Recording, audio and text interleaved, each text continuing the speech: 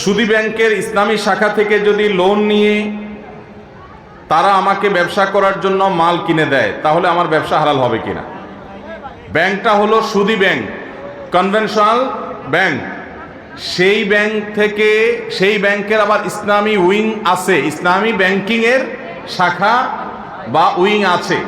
সেই উইং থেকে ইসলামী ব্যাংকিংয়ের পদ্ধতিতে যদি আপনি লোন নেন এবং সেখানে যদি ইসলামী ব্যাংকিং ফলো হয়, শুধু ইসলামী ব্যাংক হলে হবে না, ইসলামী ব্যাংকিং শাখা থাকলে, উইং থাকলে হবে না, সেখানে ইসলামী ব্যাংকিং ফলো করা শর্ত। যদি সেটা হয় তাহলে তারা আপনাকে ব্যবসার মালামাল কিনে দিলে সেটা দিয়ে আপনি ব্যবসা বাণিজ্য করেন। মালামালের যা দাম তার চাইতে দাম বেশি করে ধরে সেটা কিস্তিতে পরিশোধ করলো, আপনি পরিশোধ করলেন, সেটা জায়েজ হবে। ধরুন আপনি কোনো দোকানে মালামাল কিনবেন, তারা আপনাকে মালামাল কিনে হ্যান্ডওভার দিয়েছে, তাদের একজন অফিসার গিয়ে আপনার কাছে মালটা বুঝাই দিছে, 10 টাকার